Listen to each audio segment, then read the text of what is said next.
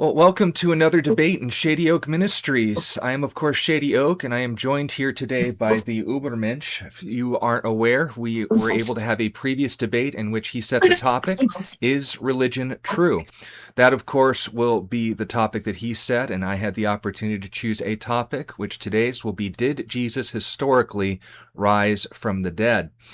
This, of course, will be set in a different format than what we did before. The previous format was pre-recorded messages. This is all going to be live in one fell swoop. So if you see things, of course, happening in the background, life is taking place around us, but we will sally on, as they say.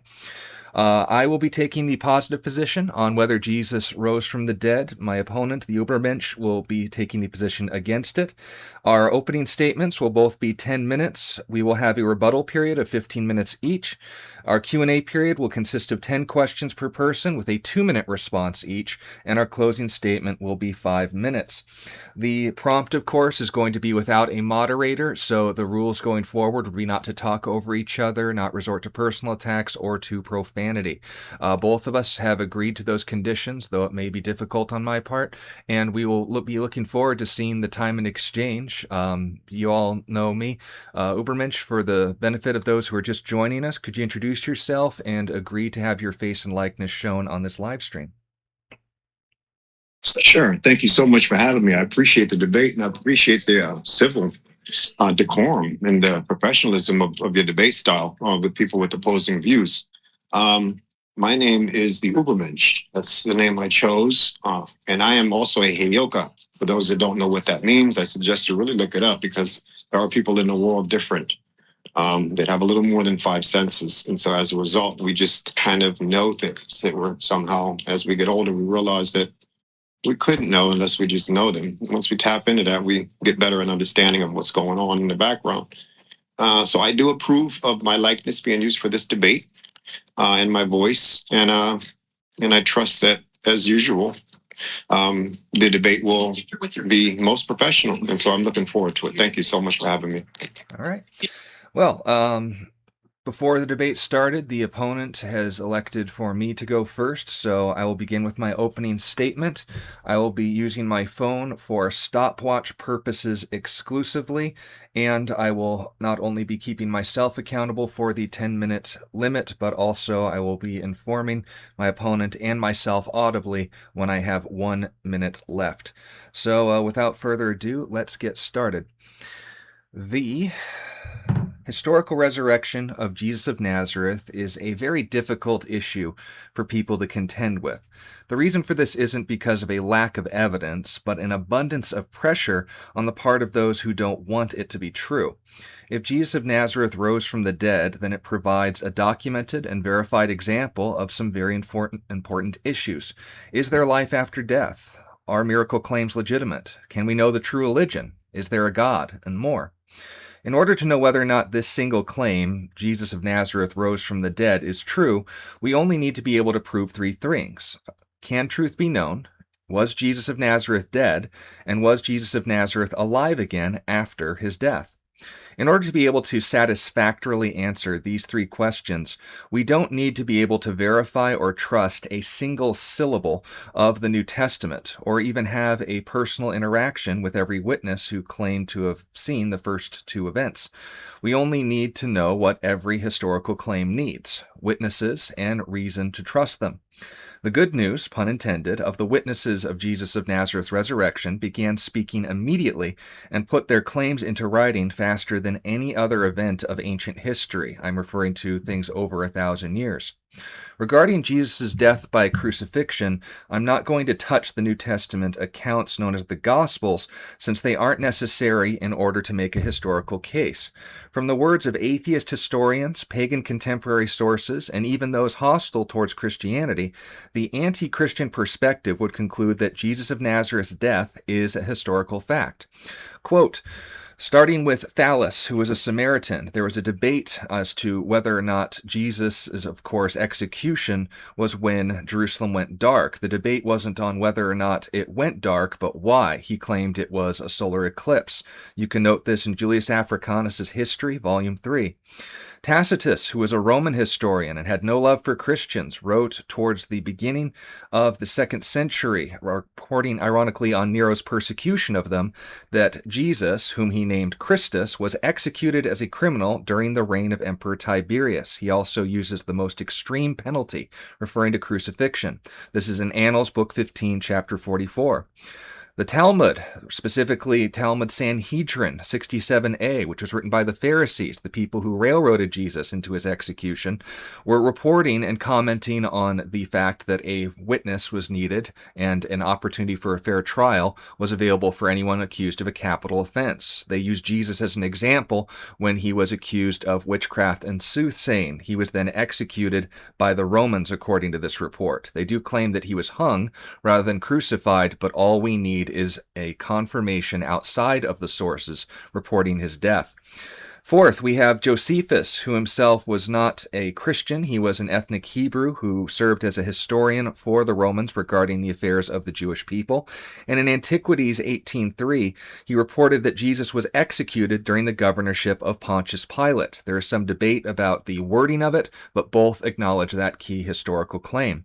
We also have modern-day atheist. James D.Z. Dunn of the Jesus Seminar said that the crucifixion is one of the, quote, 2 facts in the life of Jesus that command almost universal assent. John Dominic Crossan, also an atheist, said in the Jesus Seminar that Jesus' death by crucifixion under Pontius Pilate is as historical as anything ever can be.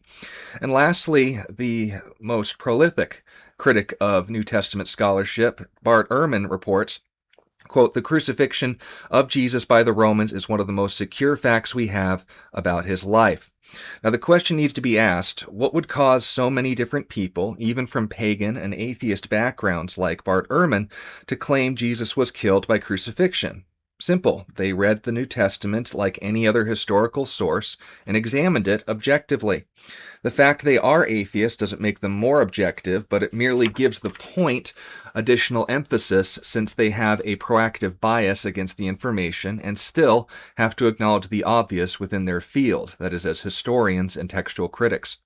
When examining the gospel accounts, they conclude that Pontius Pilate and Roman crucifixion are beyond reasonable doubt as historical events, treatments, and landmarks because we can verify these things outside of the text that claims them.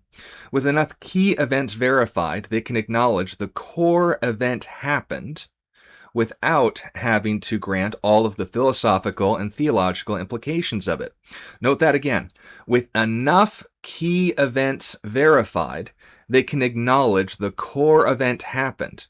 In this case, it is the metric of double dissimilarity or multiple attestation as their rule.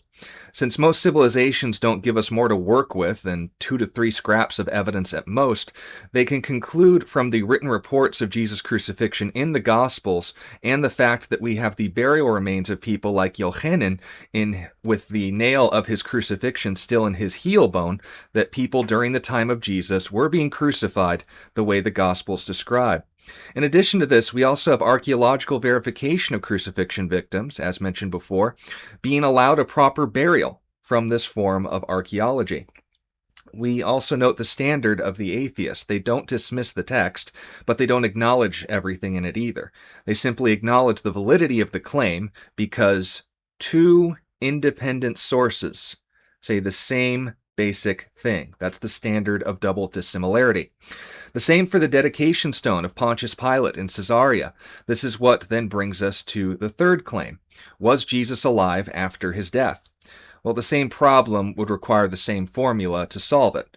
Do we have at least 2 independent sources saying the same basic thing? In order to answer this question, I once again do not have to touch the gospel accounts. The 2 sources I will cite to demonstrate this will be the same type of sources that were used to verify the crucifixion. Their names are Saul of Tarsus and James the Just. Despite the fact that Saul of Tarsus was openly and violently hostile towards the early church and had nothing to gain from fabricating this juicy gossip about himself, he claimed to have seen Jesus alive after his execution on the road to Damascus. This hostile testimony and account of embarrassment are what give historians what you could call a triple word bonus when it comes to the value of this information. The same for James. As the biological firstborn son of Mary and Joseph, James believed his older brother to be insane and rejected his claim to be the Messiah until seeing him alive after his crucifixion. Not according to the gospel accounts, but according to the earliest piece of Christian writing we have, Paul's letter to the Galatians. In Galatians' first 2 chapters, we are given the timeline of Paul's conversion to within less than 10 years of the events that it's reporting. Galatians chapter 1, verses 13 through 17 notes Paul's first experience with Jesus was not hearing from the apostles and what they were claiming, but his own encounter with Jesus over the span of 3 years in Arabia. It was only after his own opinions were formed that he proactively sought to verify these experiences with the eyewitnesses, Peter and James, in order to see if he, quote, had run in vain. He wasn't making up his mind until he had at least 2 to 3 sources independent from himself who saw Jesus alive after his death and had no reason to make it up. In Peter's case, it's because he denied ever knowing him when a little girl challenged him about it. And James, because of his own mockery of Jesus until his encounter with him after his resurrection. He then verified this 14 years later, where, speaking with Peter, John, and Paul, it says in verse 6 of chapter 2, they added nothing to me. Notice that the second piece of data is an early creed that predates the entire New Testament. According to the same atheist scholars cited earlier, this is dated to within months of the event that it reports. 1 Corinthians 15:3 through 7 simply makes the historical claim of Jesus' death, burial, and resurrection, and cites the eyewitnesses. Atheists like Lee Strobel verified this creed to be dated within months of the event reporting, and serves as the data Christians were sharing with each other and non-believers even when they couldn't read or write. That message wasn't just put your blind faith in our racist colonialization project. It was, what happened, here are the witnesses for it. I have 1 minute left. So here are the historical facts. We have double dissimilarity, hostile testimony, primary sources, majority sources, archaeological sources, and embarrassing sources, which is what brings us to the final point. Can truth be known? Obviously, this is a self-affirming statement, since to deny truth can be known is itself a truth statement. And the obligation of my opponent is to say that if we can't know anything about history, then the goal, again, is not to be objective, it's just to be dismissive on principle. We need a metric of determining the truth about history, and I'm simply using the metric that actual historians use on both sides of the religious aisle. If the data isn't satisfactory, then we need an example of something that actually can. And with that, I will relinquish the last 10 seconds of my time. I will reset the stopwatch to 10 minutes and will grant my opponent another 10 minutes. I will let you know audibly when you have 1 minute left. Is there anything that we need to know before you get started? No, actually, no, there's not. I appreciate you giving me such a full understanding of why you claim, just like Bart and others. Have we started? Let me know when. Okay. Oh, I'm sorry. No, I'm all set. I'm ready. All right, 10 minutes starting now. All right. So thank you so very much for your point of view. I'll call it that. I am going to touch the gospel because I find it to be a horrible document, a document that has been used to colonize and control the masses for way too long. And unfortunately, in this day and time, most people won't talk about the reality of what has actually happened. Me personally, my name is Ubermensch. For many people that don't know that name, that just means that I'm a prince. My family came from a place called Bakongo, Dianlaza, now changed to Congo, by a man who went there and cutting the family's arms off who didn't produce enough rubber for him. My family also was traveling back and forth before the slave trade on my dad's side to a place called Nigeria, to the Yoruba, the Igbo, and the Dahomey, and other tribes throughout that area. And they were traveling into the Congo. And from the Congo, they were going up to a place called Kemet, which you now call Egypt. And in that place, they had sun discs. Okay? And they had a what you might call a spagyric. It's spelled Spagryric. And it was a form of a talisman, a form of something you'd kind of wear around your neck, like I wear this ankh as a protection. And what it was it was a way for people to tap into the idea of everlasting life, which is what the Romans, the Greeks, and everyone else was looking for in Kemet, which is the reason why the Hyksos in the 17th, 18th, and 19th dynasty were my family. Usa, Ma'at, Tre, Mary, Amun, who you call Ramses III, lived there along with 10 generations of his family. 10 generations of my family were wiped out and chased out of that area. And now traders, invaders, light-skinned people who have genetic European roots on their mother's side and black roots on their father's side from rape, actually. And they were created as a colony, and they were brought to that area called Egypt to manage that land while others went there and pillaged. Clearly, no Muslim in their right mind would allow people to come into their land and dig up the graves and take the jewelry off the family's necks. These people have no idea what's in those pyramids and what's under them, which is the reason why they've still been there. So, like I said, I'm going to touch the gospel by its wording because it has destroyed my family presently. It has destroyed many families and it destroyed the world. But there was a good effort to colonize what would have been considered otherwise an uncivilized, savage beast. Yeah. People without religion, without these ideas, without colonization, within 3 generations, people would be in the Stone Age having sex with each other without any understanding, no knowledge, no formal education.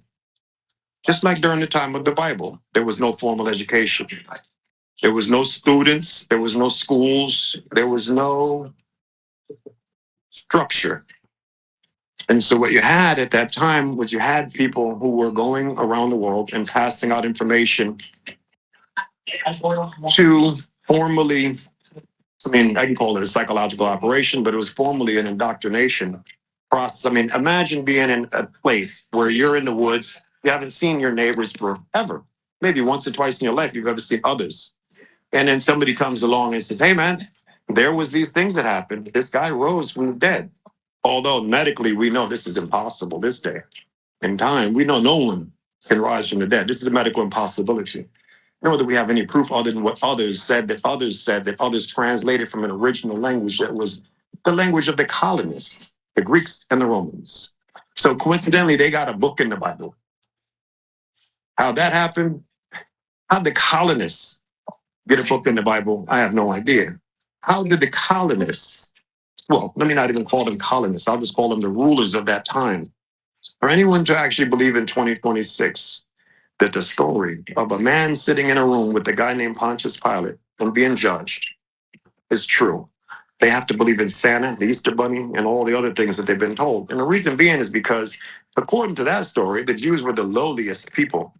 Now, if you think the Romans would allow a stenographer into the room to write down the story, then that is even more idiotic than I could even wrap my mind around. Because the reality is that if we're going to take what the Romans have said and the Romans have produced and say, oh yeah, this is true, and they were the ones that coincidentally wrote all this stuff down, praising themselves and colonizing the people and teaching a slave morality, which coincidentally my third cousin, Friedrich Nietzsche, you might not have heard of him, from Germany in the 1800s, in 1880.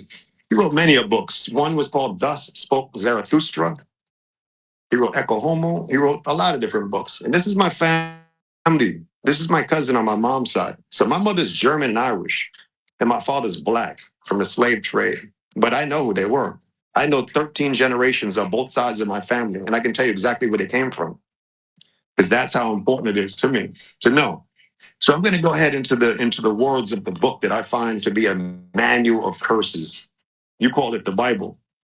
I'm going to touch it, and I'm going to tell you some of the things that have actually touched the people and hurt them. And this is unfortunately where I find that the confusion lies. Okay, so the 500 witnesses, they don't exist. First of all right, you quote Corinthians, and I'm going to say it, 15:6, where Paul claims 500 people saw Jesus risen. The problem is that there's no names of who these 500 people are. There's no independent records, just Paul's word. And I can say that 500 people saw me fly today, but that doesn't make it true. Okay. Secondly, Paul never supposedly, according to the stories that others have said, Paul, according to that story, never actually met Jesus. He had a vision on a road. That's not evidence. That's a claim. Okay. Now, the resurrection defies biology and physics. Here's the facts. They claim that Jesus physically died, rose, and ascended into heaven. But here's the problem. Dead bodies don't come back to life after 3 days. It's medically impossible. You're asking me to believe in a miracle. Miracles are claims, not explanations. Show me one verified case of resurrection in history, and you can't, other than what others said, that others have said, that others have said. The ascension also makes no sense. They claim that he rose into heaven, but the problem is, where is heaven? Did he leave the atmosphere? Did he pass the moon? If heaven is spiritual, why did he need a physical body to go there? This is pre-scientific cosmology. They thought heaven was literally above the clouds, but nowadays in 2026, we know better. Okay, every culture has ascending gods, by the way. Romulus, Hercules, Elijah. From the scamming Elijah Muhammad, the scammer, claims that, or he claimed back then, he died in 1975, from what I understand. He claimed, and he has his believers like Louis Slamicon, or whatever his name is, Scamicon. Farrakhan. They claim that this guy's riding around in a spaceship. They claim that he's riding around in a spaceship right now, waiting to land. Okay, this is the most idiotic thing. It's almost as worse than what the Christians and the Jews believe. I mean, let me just tell you about the Christians. So the Christians actually believe that in a perfect world, a dude, a blonde haired, blue eyed dude is going to land on a spaceship one day. Or, according to the book, a bunch of horns will go off in the sky and the last trumpet will sound, and their savior will be on a horse, winged horse, coming back to save everyone. 1 He'll minute. come back and cause massive destruction and death. And they believe that when he gets there, he's going to save everybody, and they're going to try to get on his good side. And if they have their way, they'll run quickly and kiss his feet and ankles and hope to be near the helm of his garment, along with 144,000 others, according to their book. But Paul never met Jesus. He only had a vision on the road to Damascus. That's Paul's own admission, where he said he received the gospel through revelation, not eyewitnesses. Paul is an earlier source, and he admits he never met Jesus. The resurrection story is but a visionary claim, not history. And this is the reason why it matters to Christianity. It matters because Paul said it, but Paul had a vision, not witnesses. Or James' memory. Paul built the religion, Jesus didn't. And we have no idea of who these 500 people supposedly who saw this guy rise from the dead. And with that, I will close and send it back to you. Right on the needle. Well done. Okay. Perfect. 2 things just to clarify before I get started. So you said that Elijah was a rising god in Elijah Judaism. Muhammad. Okay, that wasn't Say again? Elijah the prophet. No. Okay. I was talking about the ascending God. So Elijah in the prophet in the Bible is also an ascending God, just like Romulus. But the Elijah Muhammad presently, with the people in America know of, which is probably a popular name amongst some, he has also said, you can ask any of them, he's said to be riding around in a spaceship right now. Yeah, no, I know the Nation of Islam and all that fun stuff. So you do claim that Judaism considers Elijah a rising god. All right. So let me get to the rebuttal period time set. We've agreed to 15 minutes. Everything good on your end? Yeah, and I'm gonna step out into the sunlight. I'm gonna step out into the sunlight for about 5 minutes as you're speaking. I'll be able to hear you clearly, but I'm just gonna step out for a second. All right. All right, cool. And that won't affect. Okay, yeah, I just want to let you know. I'm gonna put the phone a little bit up. I'm listening completely. And if our All right. connection goes out, the recording will continue, and we can do just audio if it helps with the connection. So 15 minutes Okay. for me. Yep. I doubt it. I doubt it. I doubt it will. So just out of to make sure I understand. So when you're finished with all of this, you're gonna obviously cut out these little moments where we talk for that couple seconds. If that is permitted by you, I'm fine just uploading the whole Well, thing. I mean, you can or you don't have to. I just didn't think that the small talk would be needed in the video, but whatever. You can leave it all in there. I don't care. I just want to be sure. Yeah, no problem. All right, so 15 minutes. I will get started right now. So, my opponent made a number of claims in response. He claimed that the Gospels have been used to do evil, but notice that once again we're asking historical questions, not the ethical implications of the use or misuse of these historical documents. I don't need the Gospels in order to make my case, and if they're condemned as evil, evil things can still be true. We talked about Egyptian icons. I'm not sure where that tied into our subject, unless we're doing pagan origins. We'll discuss that more in the Q&A period. There was no form of education during the time of the Bible. Actually, there were, not in the modern sense of universities. That was more of a Christian invention. But the schools of the prophets are documented even to the time of Deuteronomy, and Moses instructed the elders of Israel to not only write things down, but to teach them. Medical impossibility as being the reason why a resurrection could not have taken place. Well, once again, we can talk about plenty of medical impossibilities. This is not the reason for my faith by any means, but my grandfather, my father's father, had a conversion experience as a result of his own miracle due to a medical impossibility. We very affectionately referred to him as Dr. Pull the Plug because he was a great physician, but terrible bedside manner.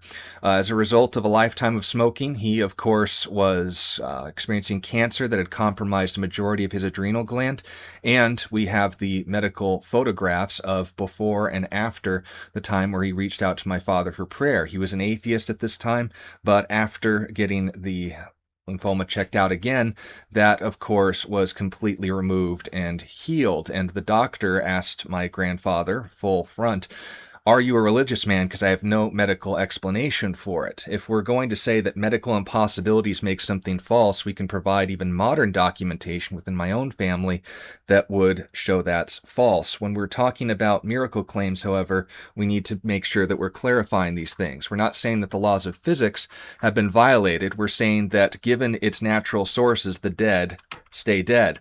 But if this mouse, like the law of gravity, given natural forces, would hit the floor, I didn't break the laws of physics, a new factor was introduced. If there is in fact a God, then the resurrection could be a factor introduced to the normal affairs of man.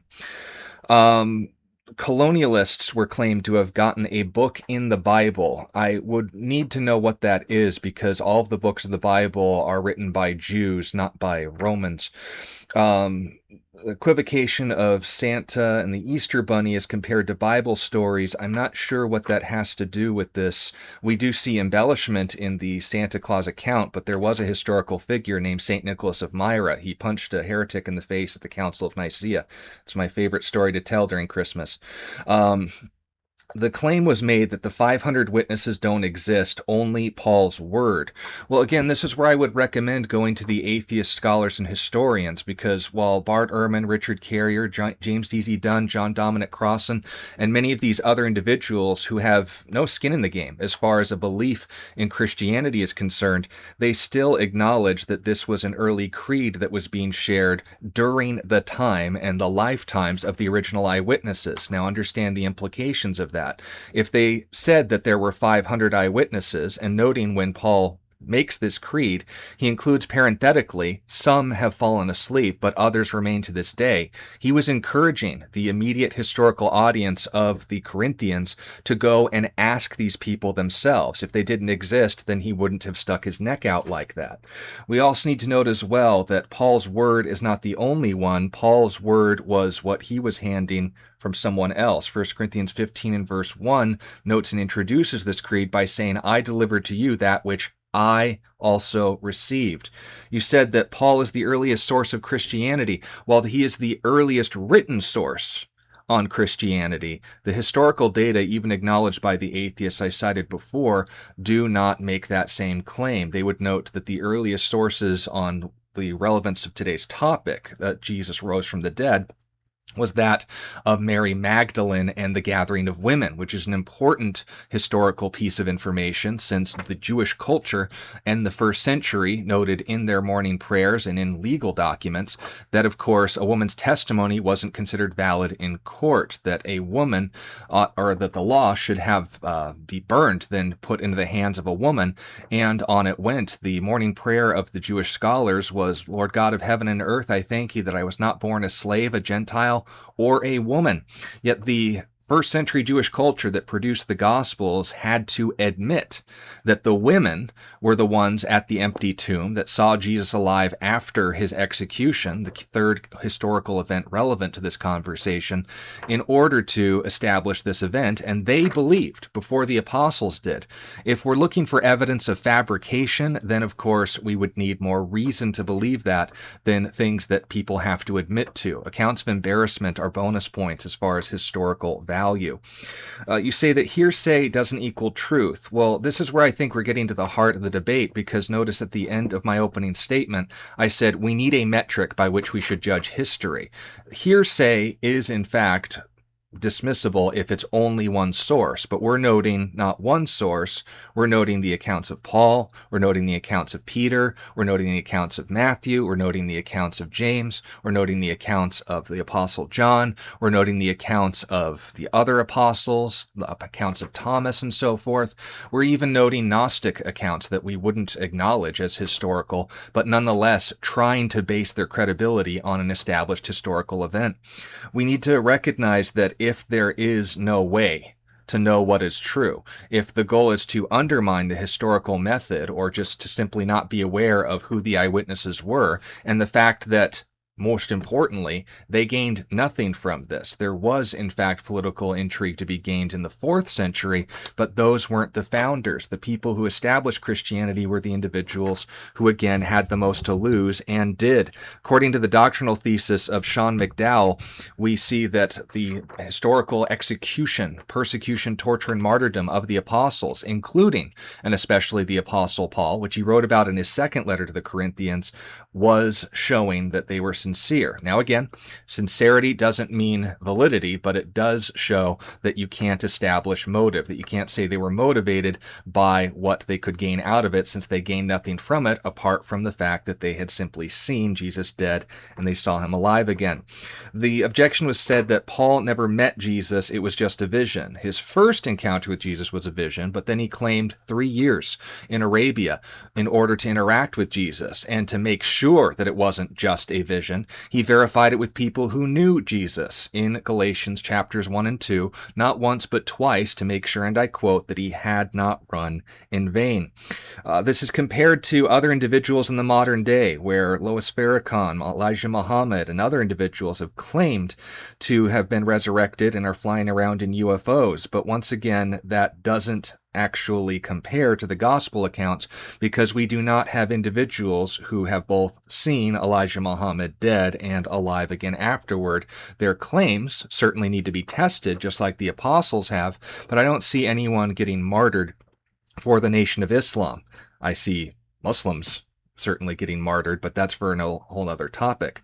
Little inaccuracies, Jesus appearing on a winged horse. That's not what Revelation 19 says. 19:11 notes just a white horse. It wasn't the Pegasus of Perseus's myth. 144,000 will be saved. I actually did a live stream with my... Actually, I think I was just by myself. It was this Monday at the time of this recording where we talked about the 144,000. I think you're referring to the Jehovah's Witnesses and the Aryan cult. They have made a number of false prophecies and reject the historical Jesus. That's not the total number of people who will be saved. The other claims that are being made, I think, just need to belabor the point, because understand what my argument actually is. In the topic that we're addressing regarding whether Jesus historically rose rose from the dead or not, we have made 5 claims here today. First, that the standard of history is finding as many people, places, and things that would verify basic details. Second, that the historical death of Jesus is acknowledged as fact even by atheist historians. Third, the earliest data available in history regarding ancient texts are concerned verifies the resurrection from both friendly and hostile sources. Fourth, to deny truth can be known is to claim a known truth. It's self-defeating, and that you don't have to claim the Gospels are reliable to historically conclude Jesus resurrected. Claims need to be verified. We need to acknowledge them. I had things prepared regarding the pagan myth theory, the idea that, again, Jesus' resurrection was borrowed from ancient Greco-Roman myths, but I think that all will stand on its own merit or fall later. We can talk about that more in the Q&A. Just to be brief, the claims of death and resurrection in the Jewish context need to be considered as opposed to the Roman sense in which, again, Hercules was not resurrected. He was subjected to a very grueling life that ultimately ended in his death, and we note later accounts that would add details, but just because, again, they're a part of the Hercules myth does not mean it's uniform. We have written documents and manuscripts that go back to before the publication of these things, and just because they were talking about Hercules before the time of Jesus and afterwards does not necessarily mean they were talking about him the same way. Whereas on the account of the Gospels, we can see in the earliest complete manuscript of the Bible in Codex Sinaiticus, dated to the 3rd century, to the modern day, it still reads the same historical data, and atheists are more than happy to use it because they can verify it from material elsewhere. We need a fair metric in order to examine these things, and to then also say that these things were altered or adjusted in order to accommodate for political gain. Once again, we don't see that being used until the political gain was already in place. We're asking about the initial historical event, not how people have abused it over time. If we have, and we do, have evidence of distortions, deletions, secretions, and all the other Etians, then of course that would be note for the translators, but we have copies earlier in them that are used to notice the problem. The earliest reports note the same record, which again, 1 Corinthians 15, 3-7, acknowledged even by atheists as one of the earliest documented references to a historical event in history, ought to be compared to other things that we completely acknowledge as valid in history, like that of Alexander the Great. Our earliest source on him, as far as writing is concerned, is Plutarch's Life of Alexander, which was written in the 1st and 2nd century in the Roman era, whereas he was living in the Hellenistic period 2 centuries before that. Our earliest complete copy of Plutarch's Life of Alexander, not fragments or inscriptions on a rock, but a good-sized text, are dated to 1,000 years after the life of Alexander, and we have no problem teaching that because, again, a historical source is a historical source. If you have no love for the historical method, then again, it's going to be a problem to challenge a historical claim. But here again are the historical claims. Jesus was dead. Jesus was alive again afterwards by multiple and embarrassing testimony-supported eyewitnesses, and we have a metric that can know truth by those things that even atheists are willing to acknowledge. Based on the hostile testimony of James and Saul of Tarsus alone, we have every reason to believe that Jesus rose from the dead, the same way that we would know anything and have any reason to believe an event in history actually took place, because the alternative would be to ultimately reduce reality to either a simulation, to resort to solipsism, the belief that only you exist and that everything is a hallucination for your entertainment, or to ultimately say, I have no better alternative, but I'm going to reject the evidence that you give me for it anyway. This seems like a bias made a priori rather than being fair in handling with the text. I appreciate the fact that you have a negative emotional experience with people who claimed the name of Christ, but as we talked about in our previous debate, and quoting you, we should never judge a system's abusers as the ultimate cause, motivation, or source of it. The source of Christianity, and I have 1 minute and 20 seconds here, is that I saw a man claim to be God and verified it in a moment of history. If I'm going to live my life after anyone's pattern, or I'm going to believe anyone's claims about the supernatural, I'm not going to do it to Lois Farrakhan, I'm not going to do it to Elijah Muhammad, because their miracle claims can be tested and verified as bogus. 1 minute. But I do know the reasons I have to trust Jesus of Nazareth, and I can establish that without touching the Gospels. Any criticism of the Gospel would be moot. Any criticism of Galatians would be going against atheist scholarship as much as Christians, in which you have to ask, what are their reasons? And I've laid them out. Accounts of embarrassment, double dissimilarity, primary sources, hostile sources. All of these things are satisfied in answering those questions. The minimal facts argument continues to be valid because, again, the criticisms just simply don't stand up. How do you explain the empty tomb? How do you explain the fact that they gain nothing from the experience? How do you explain the fact that these men, first century Jewish men, were the ones admitting unanimously that women were the primary eyewitnesses rather than they themselves? If you're going to make something up, then you make yourself out to look better. The Gospels are one big slap in the face from the authors themselves to themselves and not realizing it as the case. And with that, my time is done. We will have now our second rebuttal period. I will hand it off to you, Ubermensch, and then we will begin our Q&A period. Everything good on your end? Yes, it is. Okie dokie. I will start your time. Let me know when you're ready to begin. All right. I am ready. Well, that's quite a bit that you've laid your faith on. So just for the record, I'm going to tell you, if no one has ever said that before, maybe it's about time that people started to say this. I've been saying it, and I'm going to say it clearly. I don't believe anybody rose for me. I don't accept that anybody died for my sins. I don't believe anybody came here and was punished and tortured for something that happened way, way before I was even alive. I don't believe that I'm born in filth and as a sinner and broken and on my knees and in need of redemption. I don't believe that someone had the idea of vicarious redemption that they themselves claim during the Council of Nicaea, the Pope. Constantinople, in the city of Constantinople. Constantine had that city named after him.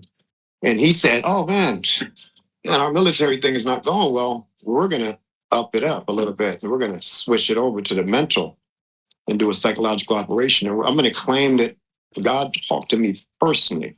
I'm going to call myself the Pope, the very first Pope. And this idea of vicarious redemption means that he is the vicar, he says, of Christ, meaning he speaks on behalf of him. He has like a bat phone.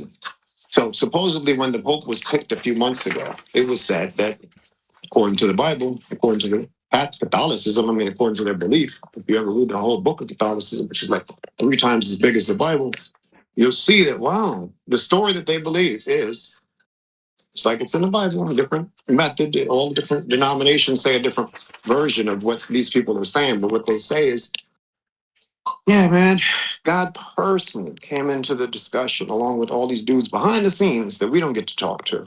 He didn't talk about anything that's happening in Gaza. He didn't talk about these people that went to this land in a place called Africa now. They've changed it. Now they've lightened the map and called it the Middle East, and now they've lightened it even further and called it Israel. This land that was given to them by the Balfour Declaration by a European king said, hey, man, I believe your story that you wrote that says that you have proof that all of these things happened. I believe it, the guy says. He says, you know what? You have permission to go, and that's your land because God has said it so. And way before this time, the Pope has already said that the whole world belongs to God, and they have set out with the Dark Ages. So my opponent doesn't want to get into that idea. And just like most people in this today's society around the world, even don't want to talk about the Dark Ages and what actually happened. Okay? And I think I'm going to have a moment of 10 seconds of my time in silence. All of the people lost because of religions during the Dark Ages. I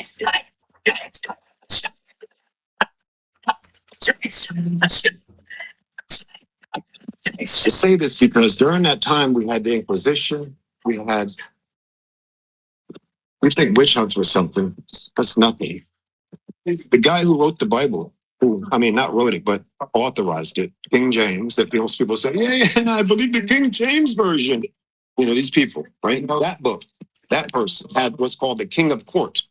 In the King of Court, he had Shakespeare and a whole bunch of other people, and they wrote down what they were authorized to write down based on the books. Supposedly 66 of them that were taken, and they were put together with the Apocrypha. And this was an authorized version. That's why it's called the King James Version, because it's his version. The ruler, a person who my opponent says, historically, if we trace back the roots and look at the family trees on all of these kings and queens walls, and we trace it all the way back to the 300s, we'll find that, wow, these people that claim to have this story, they claim that look, I wrote a book, and in my book, it even says that what I said is true because I wrote that 5 different people claim this. And look, in the book, it says that these people said it, so therefore it must be true. At that time, during that time, these individuals in King James's court had just finished the end of the Dark Ages. And what that looked like for most people was it looked like witch hunts extraordinary. What I'm talking about is that this same dude, when he wrote and authorized the Bible, right before that, he wrote another book. And that was called Demonology. It's spelled Demonologuo, or something like that. Demonology. It's like for demons. And what he did was he went on a witch hunt before writing the Bible. And he says, oh man, I went all over Africa. I went all over these places. And these people got so many different weird beliefs, man. We took everything from them. Everything, all their wealth. We took it all. And we put it down into the Vatican's basements. We hid it in private hands. And we believe that the book that we have is the truth. Look, the book even says it's true. Look, there was a guy who Paul says these things. Look, the Jews even wrote these things. And my opponent has the gumph, I'll call it lightly, to say that, look, these people back then had no benefit. They were actually harmed. However, most people that have met billionaires, and I have met a few in my life, they will tell you that no man gets rich by mistake. Okay, you had to have your hand in it some kind of way. And I say that because if we want to take the idea and say, oh, look at these lowly people back then in the 300s or before that in the 2000 BC when they claimed that Moses was around and all this other stuff, right? If we take that and we say, oh man, you know, maybe these things potentially could be true. We'd have to actually accept that right now in 2026, we as Americans can't even get 50. We can't even find out what happened with the Epstein files. We can't find out what happened with the President Kennedy, who was clearly killed. And we know that has caused unbelievable emotional problems throughout the country, to all of our lives, especially people like myself at over 50. Right? We've all grown up with this kind of stuff, being told, oh, the Russians are going to attack. We've all been lied to. In this administration, we've been lied to multiple times. Most of us are still waiting for that stimulus we were told is coming last year. As the people that my opponent claims are the chosen people, receive billions and trillions of dollars from around the world, not just America. Okay, so I'm going to get directly to the heart of my opponent's claims by just saying, and I'll say it in a few, take me a few words to get this out, but I'll say this. I don't believe any of that stuff. I don't believe anybody rose. I don't believe any of that stuff. I reject it. And if anybody was to appear on a spaceship claiming to be him, oh yeah, most people are going to do him dirty. He's not going to have many people bowing at his feet behind all the suffering that has happened, right? But the reality is that my opponent doesn't understand. I'm not an atheist, okay? I am an anti-theist. There's a difference. You understand? That's why I said I'm a Heyoka and an Ubermensch. And the reason being is because atheists are borderline Christians. They're actually almost agnostic in many ways. They believe that there's something, they just don't know what. And so therefore they do like my opponent. And they say, well, if these things happen, instead of believing that they happen, see, I don't have to do that. I know what happened. I know that these things through the Dark Age were thrust upon the world. I know that all of the religious things of the past were done intentionally to take other people's confusion, if you call it that. Some people worship in rocks. Some people worship the sun. Whatever they worship, that was their business. But the reality is that others thought that that was animalistic, and they would take that from them and force them into the truth. And so if my opponent wants to say, yeah, these people, look, the Jews wrote it, and you want to accept the fact that during the Dark Ages, the Khazarians were called the Hyksos back then. Okay, and they changed their name to Khazars, the Khazars all over Europe, Eastern Russia.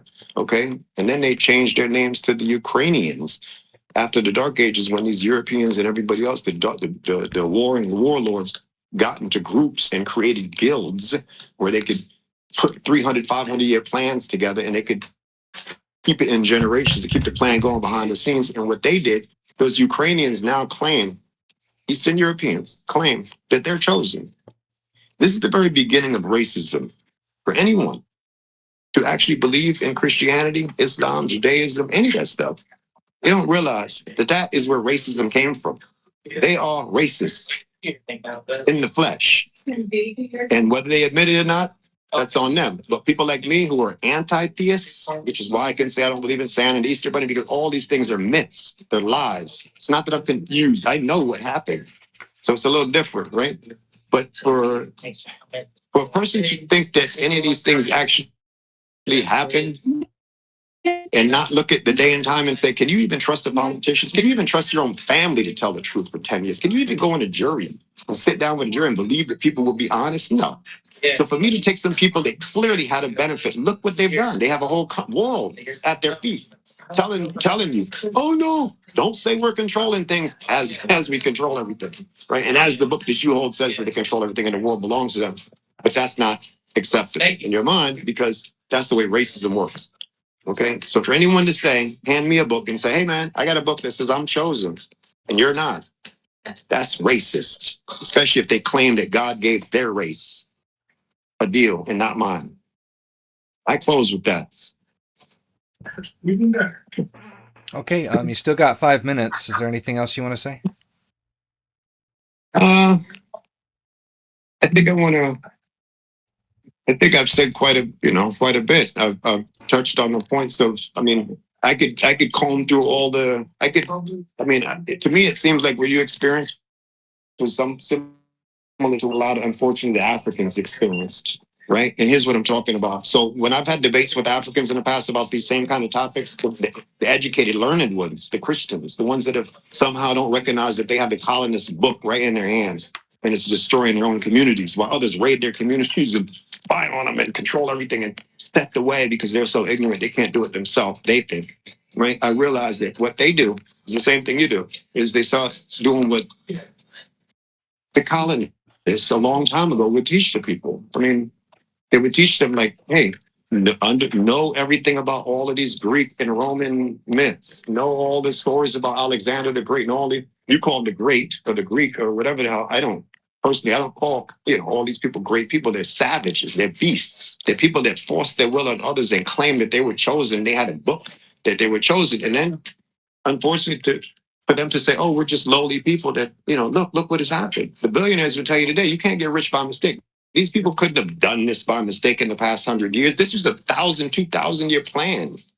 How do you think it happened so easily? Just like the pandemic. How do you think everybody was able to get on board and all take the shot all around the world? All these countries work together for some reason behind the scenes. It's because they're all working together.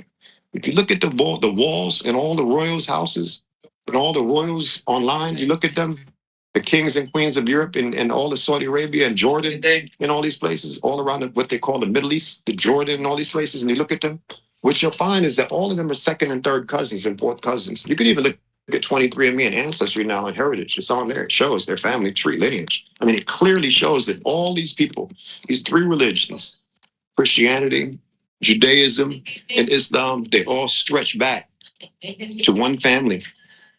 And eventually, Islam reaches with the Quraysh family, and they started up and start spreading the news that their prophet is the last messenger. So it's just an old scam that's been going on and on. And I yield with that. So you're good? Yeah, I'm good. I feel like I made my points. I rejected everything. And the most important thing that Christians want to hear is that somebody believes. I don't believe, and I'm saying it out of my own mouth. I don't believe anybody rose from me. I reject, your prayers. I reject anybody's prayers. I reject the whole book because it's been harmful. I threw it out, threw it in the garbage like most people, and spit on it, threw vinegar and all kind of stuff, hoping to get it out of my life. Because the reality is that I realize that we have people in the world that are not even Jewish, that are saying that they're Christian, but they don't realize that they're the biggest supporters. And if they get their way according to their book, they'll have the opportunity to serve the Jews in heaven to their master. I'm good with the slavery. I don't want anything to do with master, serfdom. I don't have any lord. That sounds like English, Roman, folklore to me. So yeah, I want to go ahead and open it up. If you want to take the last, I don't know how much time I have. I couldn't see it on the screen, but if you want to just ask questions or anything about what I just said before we continue on, I'm comfortable with that. Oh no, you got 1 minute and 15 seconds left. So if you want to end it Okay. there, that's Do you need fine. any clarification on it? You think I missed anything that I didn't answer anything that you had previously raised? Was there anything you wanted me to touch on that you were hoping I did? You didn't address any of my points, but we'll talk about that in the Q&A. All right, so Oh, we'll discuss this. So now we're entering into the Q&A period. Let's note we got our teeth brushing preset here, so y'all know I'm very hygienic on that. can't see. Just so you know, I can't see that. Every time you put it up there, I can kind of see the letters, but I already wear thick glasses. So I really can't. You'd have to like put like this or this, so I know. Okay. Well, 2 minutes each for our Q&A period. We've allotted 10 questions. That's maximum. If we've sufficiently addressed everything that we want to, we can do less than that. But we're going to now go into that back and forth. So starting with you, feel free to ask your 10 questions for me if you have them prepared or if you've been forming them as we go on. I will write them down and then I will respond. Just try to keep the asking of the question to around a minute, and then we will get started on this. All right. So you want me to ask my first question? Yep, we got 10 questions, and my response will be 2 minutes 10 each. questions, 1 minute each.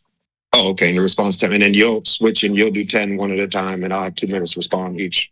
We can do all the questions at once, or we can do alternating. Oh, no, I prefer to do one at a time.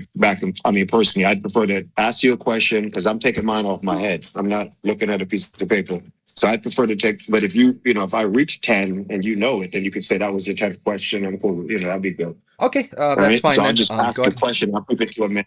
I'm sorry. Go ahead and ask your question then, and then I'll respond with my first question. Okay. All right, I'm ready. So I guess my first question to you would be, considering everything that you've learned in your whole life, do you have any doubt? And if so, is that what allows you to say words like, if these things happen with such conviction? I've met many people who were believers and never asked things like that. They were people that asked questions like that in my life. And the way I've seen things have always been people who were looking for the answer. They weren't quite sure yet. So they wanted to look for more evidence. Myself, like I said, I'm an anti-theist. So, I already know what happened. I don't, it's not like, and I can prove it. So it's not, and I can prove all those other things are not true. So with all that you've learned in your life, do you have any doubt? Okay, I will start my time, 2 minutes. Yes, I do have doubt, and I also have questions. Now, the difference in my mind between a doubt and a question is the belief that there are answers. Now, when I want to be objective with a certain topic, belief, or concept, be it, the validity and canonical synchronicity of a science fiction hobby that I enjoy, whether or not I can properly care for my pets or to, of course, be a good husband to my wife, I can believe that there are no answers and then thus form a doubt. I'll never be a good husband. This animal's going to die under my care. I'll never know what this is. My goal is to turn doubts into questions by pursuing the answers. And I tend to, thanks to the internet, go towards the people that study the most in this. And I'm not afraid, as you see in our exchanges, of even talking to people who have dissenting viewpoints towards my own. But my first and most important place is to make sure that I recognize how to be a good critic, how to, of course, recognize what the standards are and whether or not that's a fair metric. I think in terms of Jesus historically rising from the dead, there's plenty of room for doubt because, again, you can say that there are no answers. I believe that there are answers. The answers are yes and no. Thus, I have a question. about Jesus rising from the dead, and I've provided several of the reasons that not only convinced me on an intellectual basis, but also on an emotional basis when I recognize that, in antithesis to you, I believe that he did so for me, that there was a personal investment in not only what he did, but why. So, and note it came in that order. So when it comes to intellectualism, do I have doubts? Yes, but my goal is to turn them into questions. I believe that there are answers. And I will end that there with 13 seconds to spare. My first question. What is your historical source for the resurrection being invented at the Council of Nicaea or the Council of Constantinople? Thank you for the question. So you asked, what's my historical source for my claims about the council and everything that happened, that what I claim happened at the Council of Nicaea? My sources have been American education. I mean, they can look up things. I mean, nowadays, I mean, I'm over 50. Like, I was around when the first cell phone came out. So I've been looking at Google and all these other things for many years, but I also went into libraries as a youth and sat there. I went to Schaumburg Library once in New York City on 135th and Lenox and sat in the library for almost 2 years every day reading books about things because I was fascinated by the stories that I was finding. But most importantly, I realized that all this information is actually written in there. Once you get into religion, and I got into it heavy way back in the days, I wanted to know, like, is this stuff true? What's going on, man? You know, but it's all written. The Catholic Church has a long history of documenting what they've been up to. Okay, so it's documented. I mean, they have all this, the canon, all this stuff was, documented. All of these different ecumenical councils and everything else was documented. I mean, they wrote down what was accepted, and they had people that vetted what was true. And and that doesn't mean it was true. It just means you had people that said this is what's true. I mean, in the movie 1984, for anybody that's seen it, I mean, it's obvious how people are doing it nowadays. You see it. And I'll close with that. That's it's American education. I mean, it's obvious. It's right there. You can't help but find out if you get into religion that, oh, wow, these people actually, because you ask yourself, well, who created the first church? Where did it come from? Bunch of dudes. So no actual source, just the concept of education, libraries, Google. No, just a not a concept of I believe that these people were in what's called Istanbul, Turkey at this time, and it was. Do I believe the Byzantine Empire existed? No, it's just like Nicaea was do I think those things are historically written? Yes, I believe that I can go to Yale or Harvard or any of these other institutions and go into their library or ask any of those historians. Yeah, and they'll say, yeah, those things happen, but that doesn't mean that what those people did back then were true. It just means that's what they did. And so I have some, in my opinion, I have proof that there was the Dark Ages, and before the Dark Ages, the Council of Nicaea happened. Okay. What's your second question? Okay. So my second question for you is, first, let me give you a little context so you can understand the question and why I'm asking it. I'll give you about 15 seconds of context and keep it under a minute. So I am white and black. I am the first mix. At the time I was born in the 60s, it was illegal for people white and black to be married in the city I was born. I was born, so my parents weren't allowed to be married. I was born and told, obviously, later on, that I was a bastard, right? What happens when? And my parents had broke a very, very bad thing, and I need to get right with the Lord to get saved. If not, I'm going to burn in hell. So my question is to you: do you believe that? And a completely new operating model for resilient infrastructure. Hear what this new era means from the center of critical infrastructure and how organizations can prepare now. Watch Cisco's classic broadcast on. You are going to say again. I'm writing out loud here. Oh, okay. I'm sorry. Going to hell. My opinion as to your eternal destiny does not determine whether or not Jesus historically rose from the dead. I will end my answer there. I think that doesn't really tell me about your belief, though. It My tells you beliefs what are you're relevant. willing to. I'm making historical claims.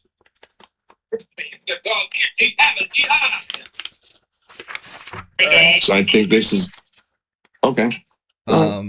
My second question, what additions did the King James Version add or take away from the Codex Sinaiticus? Alter teams, and everything becomes news. That's kind of thinking. By the way, there's some background noise. Oh, I'm sorry. Let me try to keep my battery somehow charged. I have a battery pack and somehow my battery's down at 3%. It's not working. I don't know why. You hear it still? Yeah, we can go though. So 2 minutes, go ahead. I'll pause your time. All right. Okay. Sorry about that. No worries. How's that? A little better? Yeah, it's fine. So 2 minutes, go ahead. Okay. So I don't know specifically which books in between the two were adjusted. What I do know, and I'm comfortable believing, is that I can't trust politicians during my lifetime. I see that they're all scandalous. I've never voted in my whole life because luckily as a teen, I was able to see that, oh, this is behind the scenes scandals going on. There's all these private meetings going on in different places with all these rulers. And I'm not involved and others are not involved. So I don't know what books they took out, but I can say for sure that I can't trust the politicians of today. And that tells me for sure I can't trust politicians of 300 years ago when this book was written. So I'm sure they put in what they wanted. Okay. What made sense. And look at the state of the world now. Obviously, it wasn't helpful to us what they did. Okay. What's your second question for me? Or third question?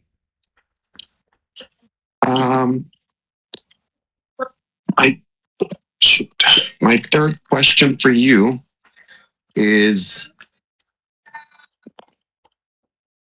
if in your lifetime someone appears, I say this because it is said by some, you reference the Jews a lot, but it is said by them that he's already the Hamashiach or Yahamashai, whatever they call him, he has already risen, they say. I mean, there's even people in Africa, like 3 million people following this one guy who says he's the Lord in the flesh. So if in your lifetime you meet the guy who says that he's the Lord, will you kiss his ankles and his feet and call him master? If I meet someone like the book says, who claims, what the Bible says. I mean, if you're lucky, you get your way, you'll be chosen to call him master, and you'll be his flock, right? would I worship him? Would you worship him and call him master when you meet him, or at least who you believe or you've been told is him? Because you don't know, you haven't seen any of these things in the book. Okay. Starting my 2 minutes. If I encountered someone who would claim to be the Messiah, I would first know what reasons do I have to trust you? It's the same questions I asked Jesus, it's the same questions the disciples asked Jesus when they followed him and believed that he was the Mashiach or the Anointed One. There's a long history of metrics by which they would judge someone that would, of course, be accurate in their information, consistent about the revelation of God, accountable to whatever they said under capital punishment, and then finally to perform public miracles. Being a best friend with a professional magician, Adrian Van Bacter, who, again, wrote a book, co-authored at least, called Unmasking the Masquerade. He knew how to perform certain miracles, quote unquote, how to trick and deceive people and to be able to control their eyes, perceptions, and what technology would be required to perform some of the miracle accounts reported in the Gospels. But as far as what's relevant for us here today, he is an objective viewer and a professional magician, notes that, again, there is a fine line between what Jesus was doing in the first century Judea and what people could make people think they are doing today. Obviously, I would want to check those things out, and I wouldn't take the claim of someone being God lightly, and they didn't do that any less than I would in the first century. That's why the disciples, when Jesus was executed, all abandoned him and didn't return again until after they had seen him alive, unanimously, all interacting with him, all coming away with the same conversations and conclusions, not individual visions. Lee Strobel, when he was an atheist, noted that you'd have to create a bigger miracle by saying that it was a mass hallucination than the resurrection itself for them all to interact with on a multi-sensory basis, the sort of things that they reported. So again, if someone one claimed to be the Messiah, I'd ask the same questions the disciples did, and no one, including the people in Africa and the people down at Waco, Texas, and all the other nonsense, have been able to satisfy. The key is, again, just like with history, to find a metric to judge those things by, and Jesus satisfied them. My time is up, but I'll finish my sentence. Those men did not. All right. My third question to you, regarding that statement you made in your rebuttal, what evidence specifically, I'm not did the Vatican steal from other nations that would disprove the resurrection? So they use that thing for it.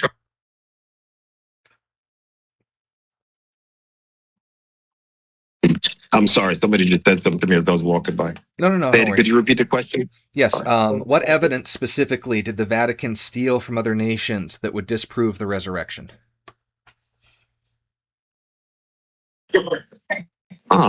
What evidence did the Vatican steal that would prove or that would disprove the resurrection? Oh, the only evidence of that, I mean, everything. That's the evidence. They sold everything for 1,000 years from everywhere they could, all over the planet. And now it's rumored, even you can go on the AI and see and look up what's in vault number 7, what's in vault number 6, what's in vault number this and that. There's multiple AIs that now will tell you, they itemize what's in the vault from different vials of different things from thousands of years ago, different germs and different gold and different diamonds. And obviously everybody knows there's different tiaras. These different queens and kings have been holding on to things historically for a long time. I mean, where do you think the graveyard robbers were taking all this stuff? So I don't know if it's in their vaults or everything, but they've been taking everything they can, and they still do. I mean, listen, when I was a kid, it's unfortunate that a lot of us, we're so comfortable because we don't want to question anything. You're like, could be hell to pay. If we doubt things, right? So, that's how our lives are designed. That's why I call it a man and a curse, because it doesn't allow you to say, I don't believe. You have to leave there, right? Nah, I'm about to leave out. I'm sorry, my battery's just at 2%. Thank you. I already was helped. So I think that what happened is that the Vatican, well, I'm sorry, let me get back to what I was saying. So even me growing up, and because we don't talk about these things, we're not able to quite understand this of how harmful this whole ideology is of Christianity and the whole belief system that this guy rose from the dead and all this. Because here's what happened. I grew up when my parents died, right? And I had relationships, different girls that I dated when I was very young, as a teenager and growing up into a young man. And I realized that some of these women were being told, oh, take that picture down. Don't put that picture of grandma next to that candle with a piece of her favorite cake or cookie on that. That's devil worship. This is what the book that you hold to your heart says. It says that you're not supposed to look to anything other than the Lord. All that stuff. So that means that as a teenager, I spent my whole life, I'm almost 60 years old. That's I spent all of my adult with no parents. And people that tell them, oh, don't worry about them. Don't think about them. Don't try to pray to them. Don't do anything. That's praying. That's praying to the dead. That's time. All right. What is your fourth question for me? Okay, so we have a little issue. I don't know why, but I have a battery pack here. Yeah. For some reason, I got it plugged up and it's not charging. And my battery on my phone says 1%. And I've been trying to move the wire and, get out of the sun, force myself to sit still, hoping that it would somehow catch on. I don't know why, but it's not. And that means that my battery's going to die in like 3 or 4 minutes. Okay, I can edit in post if you're able to come back audio only, maybe to save battery. I can. Within an hour, though. It'll take me about an hour to get back on with you. Because it's going to take me about an hour to get home. That's the thing. I can call you as soon as I get home if you want. I charge up quickly and get on the thing. Okay, I've got a staff meeting in about 20 minutes, but they can wait. Do you want to do the other? I mean, I could wrap everything up, this last question and this one. If you could pause it there, I could call you later on or tomorrow if you want to just do the other sections of the last so we can get everything that you wanted to get. If you want, I don't necessarily want to cut everything short just because my battery's dead. For some reason my charge is not. Just tell me when you get home, ask your last question, and then we'll finish the debate when you're there. All right. So my last question to you is, Have you ever considered the possibility that there is someone in the world that might hold the truth? Considered someone else. Maybe right?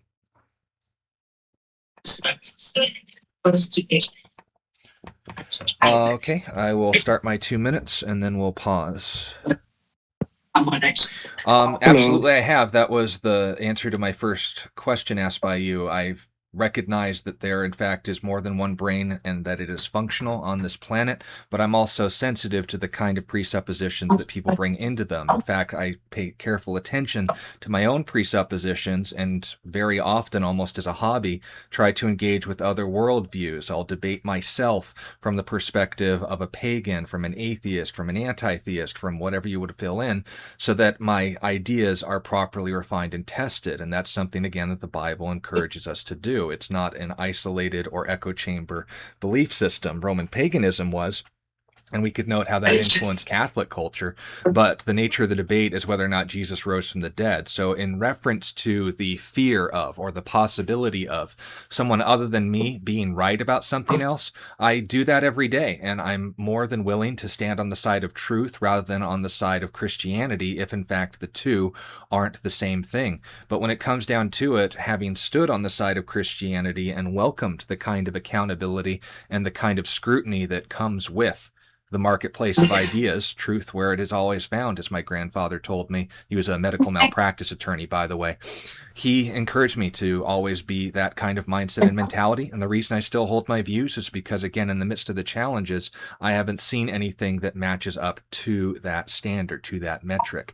So yes, I do believe that other people can be right, but I need reason to believe that. The reason I believe Jesus is right is because he's also given me reason to believe that. In fact, plenty of reasons to believe that. That would be my answer to that question, and I will cut it off with 15 seconds to spare. All right, you want to head home, and then we'll do the last 5 questions in our closing statement? Yeah. All right, thank you for the time, brother.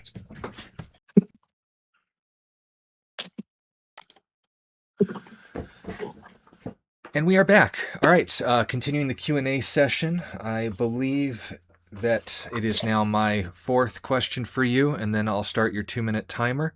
My 4th question is that, is your lack of a belief or hostility towards theology a metric for history? And you have 2 Very good minutes. question. All right, thank you. Thank you for the question. Trying to process what you mean a metric, meaning can you explain a little bit more of the metric for a moment so I can understand what you mean a metric for history? Yeah, I'll pause your time. Means by which you would determine something historically as true or false, your personal opinion towards it. Okay. So, very good question. So, for me, I don't have any. I mean, presently over the past number of years, I haven't felt any anger toward what I believe is lies in the religions. I did when I found out what I found out many years ago, because I was quite taken aback by the fact that I had been easily tricked, and then a lot of the answers right in my face, and I realized that I was pacifying myself by just believing things that I couldn't prove. So I don't have any anger, but as far as a metric for for the to kind of gauge the history, I think it is. I think in a sense it is. It's very telling in this time, especially the time we're in now, especially for a person like myself who is knowledgeable in the religions, all 3 of them, and others, a few others especially, but especially these 3. Like, I've read the whole Bible, every word of it. I read the whole Quran. I read half the book of Catholicism, and I threw it down, all of it, and threw it away. But that was many, many years ago, and then I started to find out what really happened. And so I don't come from it from that angle. Like, I come from it from an angle of a person that just is just so over it. I guess that's my answer. Does that answer your question? We'll discuss that in the closing statements or potential future ones. Okay, your 5th question for me. Okay, Sean. So the Gospels can't agree on who went to the tomb, when they went, who they saw, or what they were told. if the resurrection was the most important event in history, who, I'm sorry, why couldn't the authors get their story straight on the most basic details? Okay, I will start my timer. 2 minutes. That's actually a point in advance regarding historical parsimony, they call it.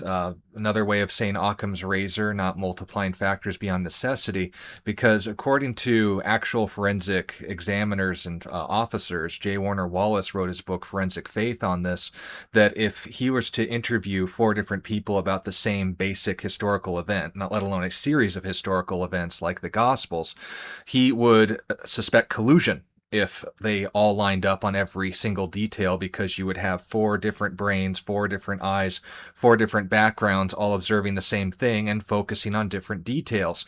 If every single one, if they pulled someone over and they were trying to get the story straight from 4 different people, if they all answered the exact same way about the exact same things, the exact same details, they would find that suspicious. But the fact that the perspectives of Matthew as opposed to Luke and the perspectives of John as opposed to the Apostle Peter differ in the secondary details, then of course that shows that these are actual people reporting what they saw.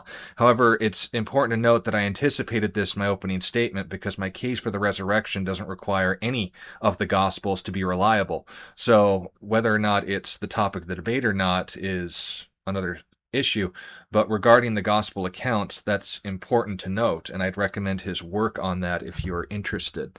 I have 30 seconds left. I will pause there. All right. My 5th question. Does the fact people can lie mean that they have? All right.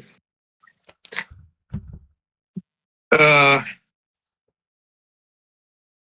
that's a loaded question. It can mean different things depending on how I view it, but I'm just going to say no. People really can't lie, and the reason why I say that is because when we're born, you know, there's many things that we do know. Some people call them instincts. Some people call them just like things that somehow we just know. But as we get older, we realize that we had to learn from everything. We were a sponge. We watched everybody for many years until we learned how to talk and learn how to navigate and learn how to create the society we wanted to see. Which is why everybody's world, we all look through our eyes and see a different experience depending on, you know, and there's different ways of placing people in categories based on political views. You could put a whole bunch of people together and be like, yeah, it's almost guaranteed that they're all of this faith or that particular denomination. There's ways of categorizing those things, because as time goes on, we realize, especially when we look much deeper into it, that we're only telling the truth about what we believe is the truth. But once we dig into the truth further, we find out these are just things that were told to us. None of us can actually prove any of these stories. So when it comes to can people lie? No, they can't. Like for instance, if we in a perfect world, if we took away all the lies and we just says, okay, we've been working on cures for, let's just say, 1,000 years, right? But never one has been released. Let's just release all the science, the stuff behind the scenes. Let's give all the stuff back to the people. Let's put all the stuff on the table so we all know where we came from, what the hell's going on, how we really got here, what are we really doing, and how all of these things happen. Like, how do we explain these inexplainable things that we're seeing? Like, the fact that if people were to put all those things back and give back what they took to the people, it is my assertion that within a short time, maybe 3 generations, the whole world would truly understand truth and wouldn't, because everything they say basically would be true, because it would be true. So, I mean, if a person says, oh yeah, I'm 10 years old and Santa's coming and he'll be here on Christmas, and, I've been good this year, so I'm probably going to get this and that. I could look at the person and say, go ahead. I'm sorry. That's 2 minutes. Okay. Yeah, that's good. Okie dokie. Your 6th question for me? All right. So heaven is empty according to the Bible. Even everybody's grandparents say everybody says that grandmas and everybody else is already there. But John 3:13 says no one has ascended to heaven except Jesus. Acts 2 says David is still in his tomb. Paul says the dead rise at the last trumpet, but Jesus told the thief on the cross, today you will be with me in paradise. Moses and Elijah appear with Jesus on the Mount of Transfiguration. Revelation shows souls under the altar in heaven. So my question is heaven empty until judgment day, or do people go there immediately? And if your own book can't agree on what happens after death, why should I trust it or the or the resurrection? Okay. That part of the question. I lost track of some of the examples, but I think I got the gist of it. I'll just start my 2 minutes. So, the concept of the resurrections being critiqued here internally from the accounts, as opposed to whether or not a historical event of Jesus's bodily physical death, physical resurrection, are taking place. I think there's some confusion here. We're not here to discuss the theology of the long-term resurrection. We're here to discuss the historical, temporal event of Jesus physically dying and physically rising. And I noted we don't need a word of the Gospels in order to test or examine that. Regarding the nature of your question, 2 Corinthians chapter 5 is very explicit. To be absent from the body is to be present with the Lord, and that's the definition of both heaven and hell, whether or not you are with or without the Lord, in the sense of course, a abiding relationship with him. If you want to have future conversations or debates about the nature of salvation or the nature of the resurrection, I'm happy to discuss eschatology. But regarding the historical event of Jesus, I'm not sure whether or not the validity of the population control of paradise is relevant to whether or not Jesus on this earth both subtracted to and restored a population number at a given time. I will end that with 36 seconds left. Okay. My Question. Yes. I got a question for you. When we have a couple seconds left like that, if I need further clarification on that, like, because I asked you, like, is heaven empty until judgment day, or do people go there immediately? You didn't quite answer it, but would I use that 36 seconds to jump in real quick and try to get a further resolution? We can clarify. I don't have any problem with that until the time runs out, but just note 2 Corinthians chapter 5, absent from the body, present with the Lord, that's an ongoing rule. So that would be the clearest statement I could give on that. Okay, makes sense. Okay. My sixth question. What is your metric for examining history? I'll start your time now. So my metric for examining history is, well, for me, it looked like, I can't even count the many hours. I feel like tens of thousands of hours as a young person for probably over 30 years of my younger life, much younger, in the dark with a light, trying to hurry up and, like, because I didn't want to keep lights on around, and I didn't want to go to sleep. I couldn't. I had to finish reading. And so spending tens of thousands of hours alone in isolation as an agoraphobic, not coming out for years and staying sheltered just because I needed to understand things, that is for me hands on. That's that's the best I could do. It means I absorbed everything I could, and that's what anybody should do. Try to read everything you can. The only thing I think that the Bible did say that was helpful to me was that, the people that Christians said, or at least the Bible says supposedly, is that, you should read it, and I did. And I'm glad I did, because as soon as I did, I realized it was lies and I couldn't accept it. You know, so that's my answer. Okie dokie. 43 seconds. We're doing good. Okay.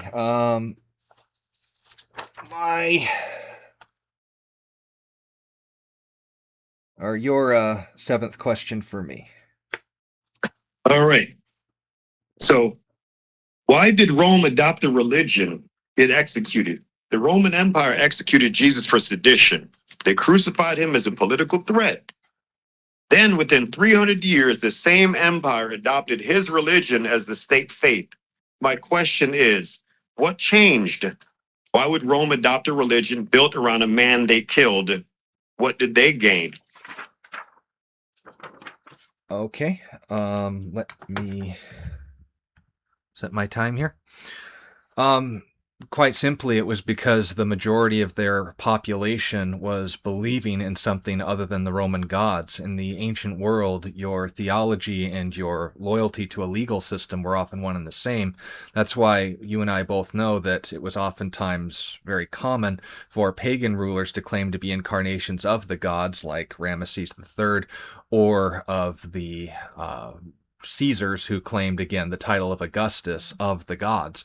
So the loyalty to, and especially regarding Caesar worship, which was the reason a majority of the early Christians were persecuted, they were willing to go to their deaths because they had seen the miracles. They had seen with their eyes not only the events that the apostles did, but also from those apostles were simply addressing the evidence, as opposed to these myths and stories that the Romans and the Greeks before them were basing their views on. They had something more substantive that was found on the basis of Judaism.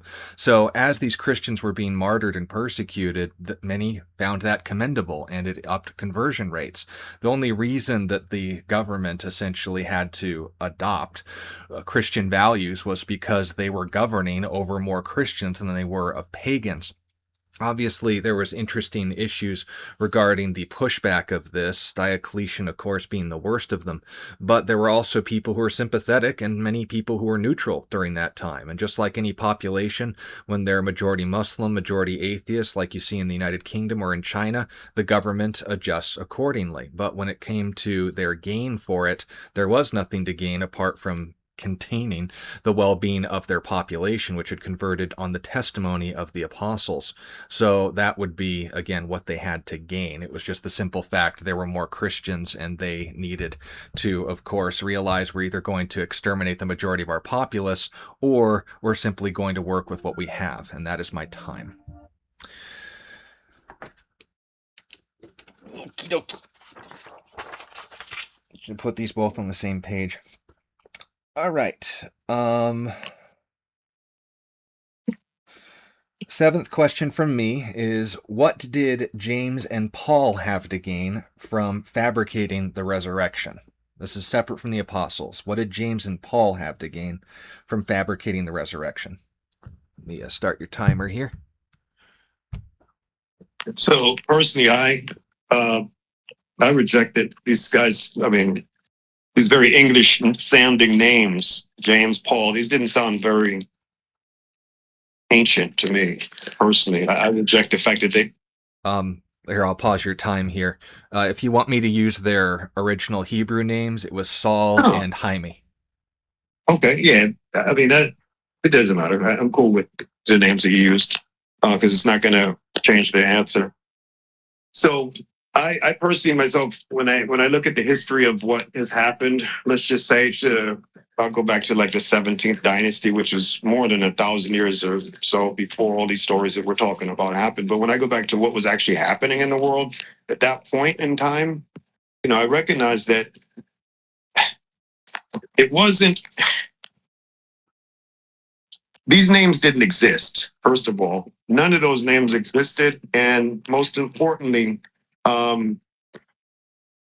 because I don't believe that they existed, to me it seems like I'm just trying to like read a Nancy Drew or Hardy Boys book, trying to figure out like who did this and who did that, trying to figure out a crime novel. But the reality is that that if I were to assume that they did exist and assume that the story is true, then it would almost be like a kind of a psychological kind of a thing that the confused people, the religious zealots, go through in a sense where they kind of don't realize they've been two punched with the Muhammad Ali. It's like, how can you believe that but not believe in the book? As if I don't even believe these people exist. I don't even think that guy was there. I don't think that this another guy was there. I think that others made this story up, and we're referring to a story that was told to us by others who came to us with a book saying, hey, here's the story of what these other guys say that these other guys said. So I don't think that, when it comes to like would they benefit from that? I think that all of these people much later, when we look at 2026 right now in August, when we look at what's going on in the world, we say, oh, wow, that story, that conversation that supposedly these guys had a long time ago, look where we're at now in the future. Okay, It's been that is 2 horrible. minutes. I'm all set though. Okie dokie. All right, my eighth question will be, could you give me evidence that you would accept for a historical event? Could I give you evidence that I would accept for a historical event? Yes. You need to think about it. I'll start your time when you start talking. All right.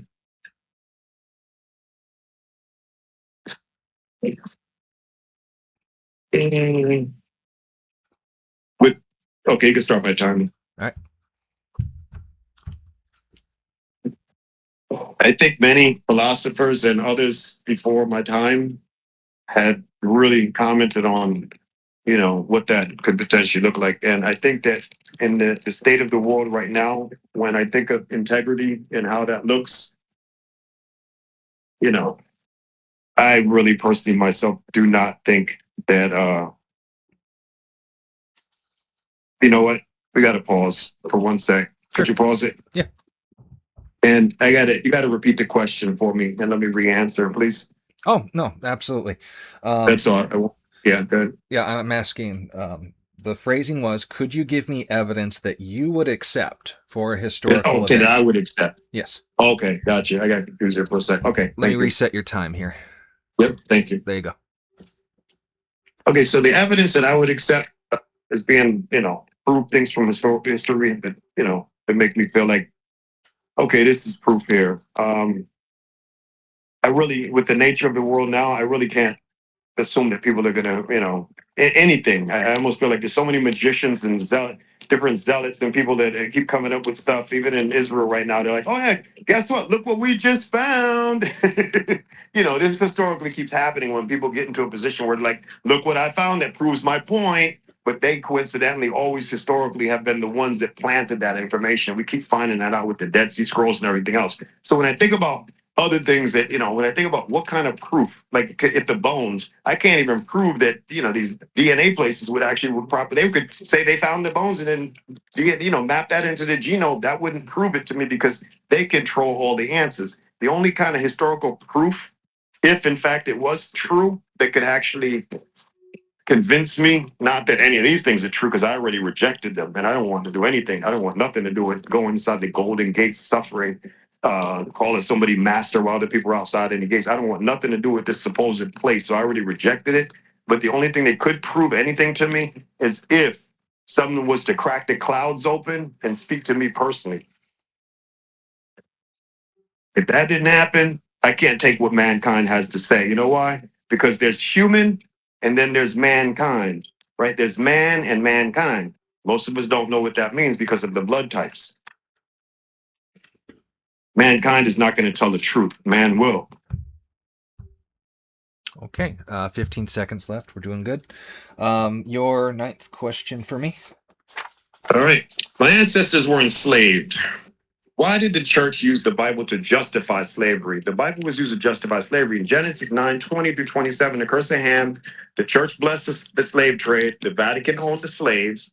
My question is, if the Bible is truly the word of God, why did it take Christians 1,800 years to realize slavery was wrong? And if God wanted us to know the truth, why did he make his book so easy to weaponize? Okay. Not the topic of the debate. If you want to talk about the history of slavery or the Bible's positions on it, I'm actually going to be filling in for my father on our Wednesday night service. Colossians chapter 4 deals with it, and I'll be going into details on that. But because our topic is about the historical resurrection of Jesus of Nazareth, a book used for evil could be used or misused. That would be another topic for another time. Regarding the nature of Jesus' historical resurrection, he could have still risen and people abused it. He could have historically risen and used it as a means of accomplishing great evil, just like any other powerful tyrant coming into another land. If it's good or it's bad, that's irrelevant to whether or not it is, and that's what we're asking. I wouldn't have a response regarding to the topic of the debate, whether or not Jesus rose from the dead based off of the concern of these things taking place in history. Why it took 1,800 years, it took the first book written historically of the New Testament to say, and I quote, "There is neither slave nor free, Jew nor Greek, male nor female, barbarian or Scythian. You are all one in Christ Jesus." That was the abolitionists' creed. So, I think I'm missing a question here. I only have 8 from you. Here's my ninth question. You ready? Do you reject the claim that Jesus historically died? Yes. Okay. And that's all. That's all you And need. also Muhammad and also Moses, all of them are fake. I reject all of them. They're all fake. There's no bones. You can't find any graves. This is still hearsay. I can't trust 2 generations ago. I could rewrite the whole book and put my name on it in 3 generations, and everybody would believe I am God. Okay. Very nice. Very efficient. Okay. Real quick, can you go through? Have you asked me 8 questions or 9? I believe I asked you 9. I have Is that 8. you do? Okay, I'll do 2 more. Yeah. Whatever. I can just pick them off the top of my head, but I can when you're ready. Yeah.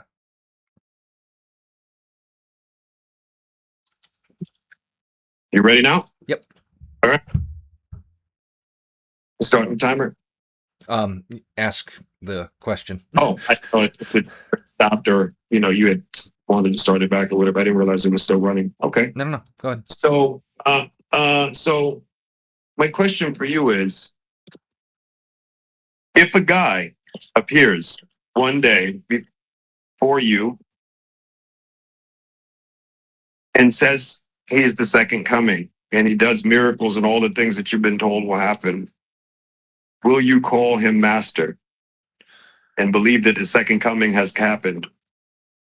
So you want to? So will you call him master and believe, not witness, believe in your own heart that the second coming has happened?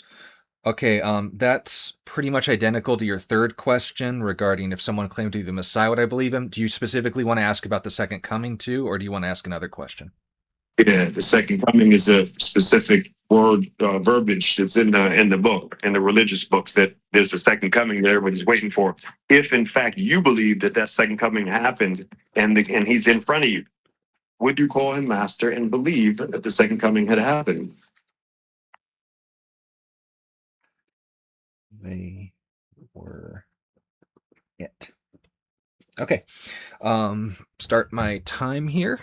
I've got this ancient technology known as a writing utensil, so I can't just like type it out, We're sharing the screen, so. Okay.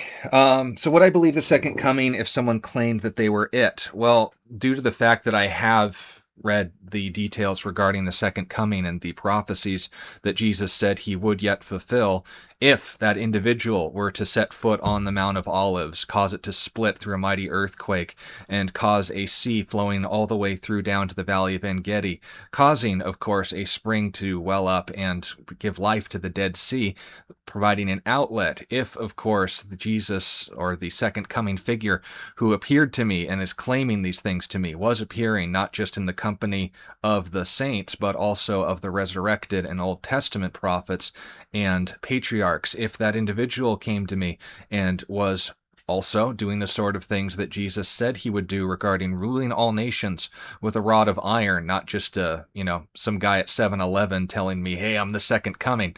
There are things that I know to look for from the text that would give me reason to believe that. Now, I don't doubt that there are gullible people and that there are plenty of individuals who don't know the Bible and what it says about the second coming and all that it would entail, but I'm not of the sort that is so easily fooled. Now, obviously, that means that there's hard work and diligence that has to go into these things, but there's also the opportunity to be able to test and verify these things. Just like events of history, there are things that I can test and verify regarding events of the supposed future, possible present. If Jesus were to come back, it notes every eye will see him. There will not be any room for doubt at that point. As C.S. Lewis said, it will not be a virtue to bow when it has become impossible to stand up. So that would be my claim and conclusion, and I'll stop my time there. 7 seconds to spare.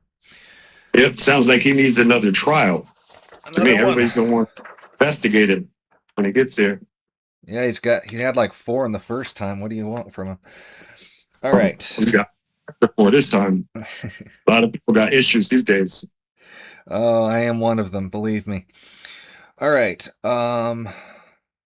I'm pretty much content with the 9 questions I've asked of you, but maybe something can be clarified if you're up for it. Regarding the, Sure. again, Do evidence have for the. a last question. Sorry. Yeah, we're not in the enforcing rules period yet, so we can clarify things to each other. Um, regarding the.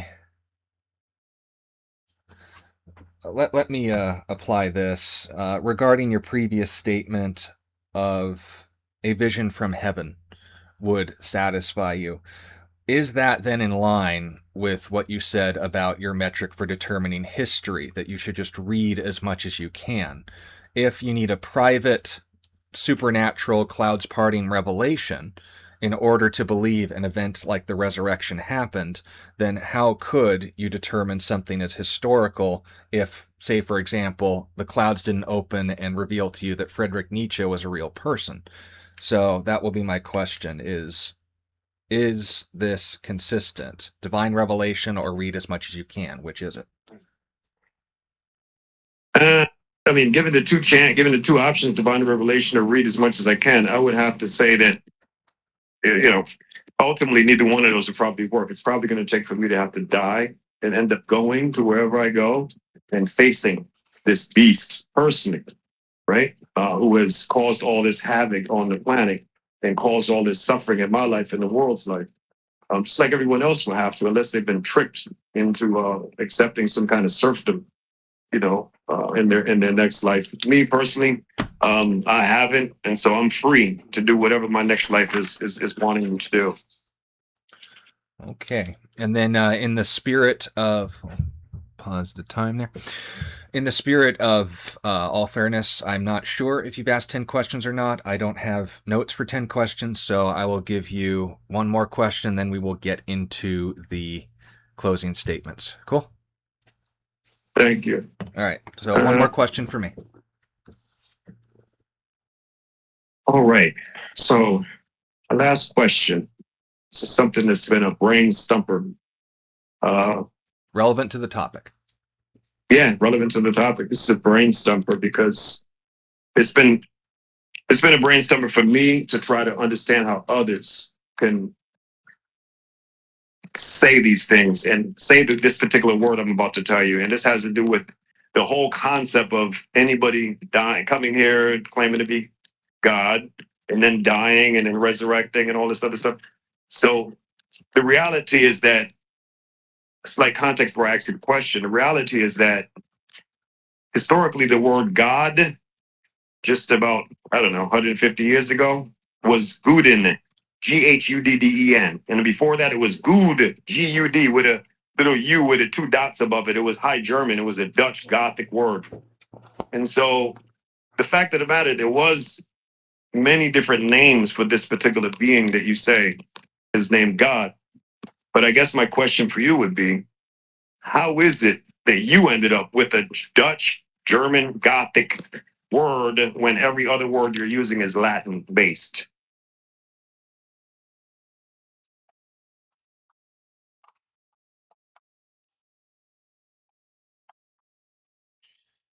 Okay.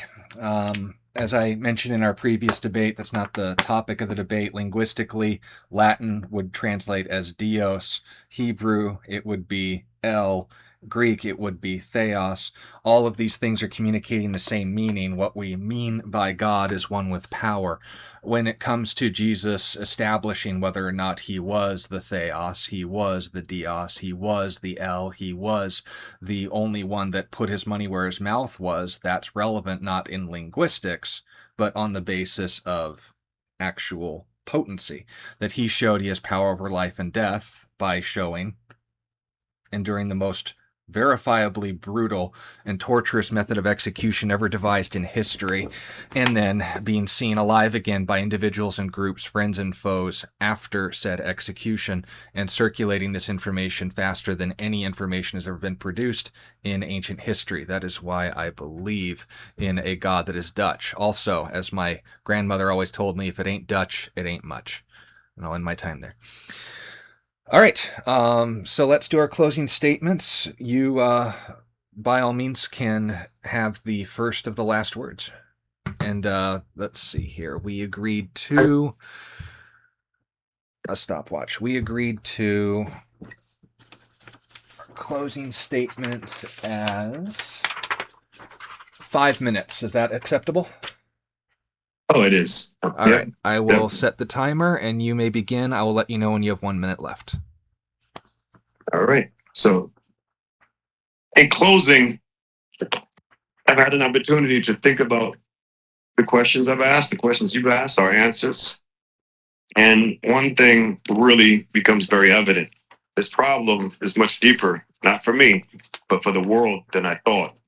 Reason being is because you being one of the more learned individuals that I've spoke to seem to, despite all of the inconsistencies and all the errors, yeah, you have questions, but that's part of the psychological operation. It's always keeping you in the question, never knowing for sure what's going on. And it means that when we think about, and I think about the time we're in, based on all the stuff that I've read and where everybody believes we're at, where the second coming is on the way. We've been told this every generation for hundreds of generations.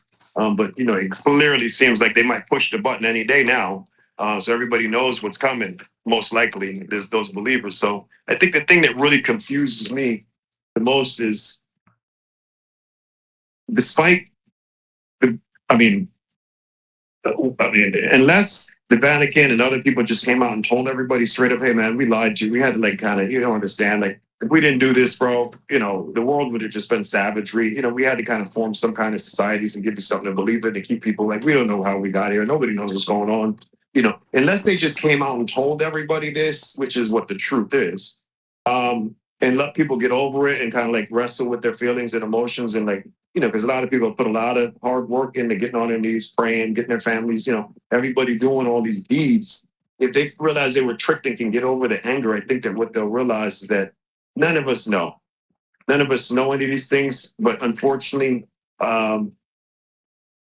like taking a temperature, which I've only done a couple of times over the past 15 years. This is like the third time I've kind of checked the pulse of the society, and you seem to be one that's in tune with the normal expression of what people might feel. I'm very worried. Friedrich Nietzsche talked about this when he talked about the last man. He talked about a slave morality, a type of sheeple, a type of people that just accept whatever. They start off their life being told about the Easter Bunny, Santa, and all these things that warm their brain up. And then when they get a little older, they tell them about the five. And ultimately these things are psychologically designed in such a way to trap a person and let them know that they're basically nothing. And the fact that they can't explain how they got here in the first place, the fact that they can't explain all these things on their own, they don't know how we got here. They can't explain where the world is. We have no idea what the hell's going on, right? Because of the fact that a person has to accept that, the smartest of people mostly, unless they were part of the Dark Age crew, they know exactly what happened because for 1,000 years they were taking everything from everybody. So they know what either was true or what people believed to be true in the past. It really, I'm not losing hope in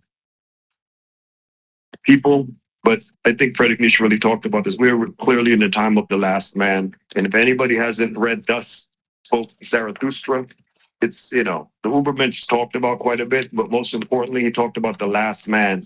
And it could be man, woman, child, whoever. These are people that cannot, despite the fact that all the evidence is before them, all the inconsistencies are there, glaring.